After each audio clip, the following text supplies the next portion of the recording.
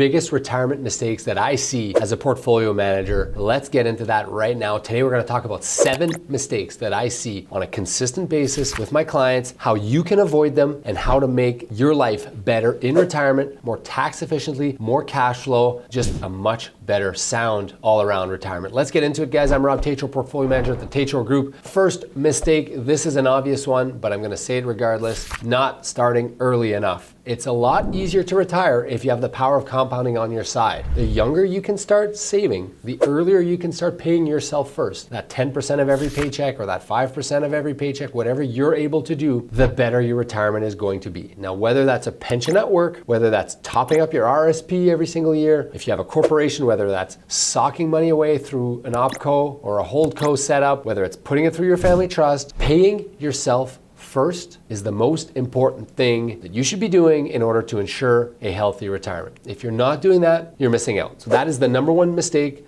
that I see on a regular basis, individuals not starting early enough. Start early, start often, start immediately when you have that first paycheck. I get it. I know there are periods in your life where you're not going to be able to save, and that's fine. Stop saving when money's tight, when you can't pay the grocery bills. I get it, money's tight. But every other time in your life, pay yourself first and you will thank me for it. Mistake number 2, underestimating your living expenses in retirement. Oftentimes we sit down with a client, we'll go through a whole financial planning exercise, and we'll ask the client for an estimation of their living needs in retirement, their spend. And oftentimes they'll say, it'll cost me X or Y. And then we actually go through a few years of retirement, and oftentimes that number is just too low. Remember to factor in that you're not going to be working. You're going to likely want to travel. You're going to have more time on your hands to spend and to pick up hobbies and to pick up perhaps expensive hobbies and to travel. So those things become a little bit more expensive. And if you're not factoring them for the properly, the whole retirement budget falls out of whack. I'm not saying not to do it. I'm just saying let's plan for it, right? Let's plan for it. Let's make sure that we're properly estimating what your retirement spend is going to be. And remember, when you're doing these financial plans, this exercise, you don't need to set aside the same cash flow for every year of retirement. You could have a higher spend from your 65 to 75 than you will from 85 to 90. You're probably not going to be spending that much in your 90s, right? So a proper retirement plan can look at all of that. Number 3, mistake I see, overlooking the tax implications. This I see all the time. I see portfolios, individuals come to me, they go to speakToRob.com and they book a no obligation consultation. They sit in front of me, they show me their statements, and there's been no thought whatsoever put to the tax implications of their portfolio. They have tax efficient investments in their RSPs, and they have income generating investments in their non-registered account or their corporate account. Well, we know that half of that is going to the government, right? Income in a taxable account or in a corporate account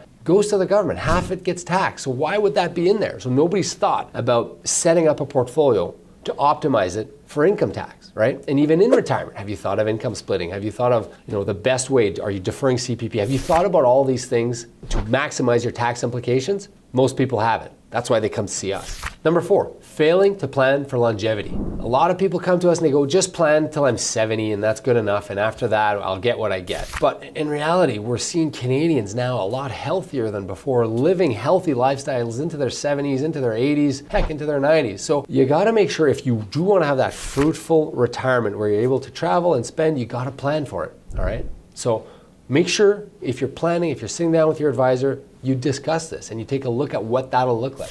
Number 5, ignoring estate planning. I can't stress this enough. You need to plan for your estate. What's going to happen to your wealth after you pass away? And if you're married or if you have a spouse of some sort, a common law spouse, you have a partner, it should be after the second of you passes away, because most tax implications are due upon the second passing, right? So your RSP can transfer over tax-free to your spouse, so can your TFSA. Perhaps you have a corporation or a family trust. Those can also survive you and they'll go to your partner. But after that partner passes, what happens? Have you thought of that? What does the tax bill look like? Do you have a whole whack of RSPs? Is half of that going to go to the government? What about your rental properties, your cottage? There's a capital gains that might be payable on those, right? That might be a significant tax bill. What if there's no cash to pay that tax bill? Your estate is going to have to sell a whole bunch of stuff, perhaps at a fire sale, just to make sure they have enough cash to pay the tax bill. Have you thought of this? Should you inject a little bit of liquidity into your estate? Has anyone made an estate plan for you? If this conversation is foreign to you, you need to go to speaktorob.com to book a no obligation consultation. This is the kind of stuff we do for our clients. Number 6, one of the biggest mistakes mistakes I see is poor asset allocation. We have clients that they retire, they're 60 or 65, and they go, Rob, put all my portfolio in guaranteed investments, I'm retired now. Well, we can do that, but has your risk tolerance really changed? No, you're simply drawing down on your investments to the tune of 5 or 6 or 7% per year. So we need to make absolutely sure that we have enough fixed income or cash being generated on a regular basis that we can fund that. But you're not dying, you're not dead at 65. You still have a very long investment horizon. You are still gonna go through 2 or 3 or 4 or 5 market cycles, and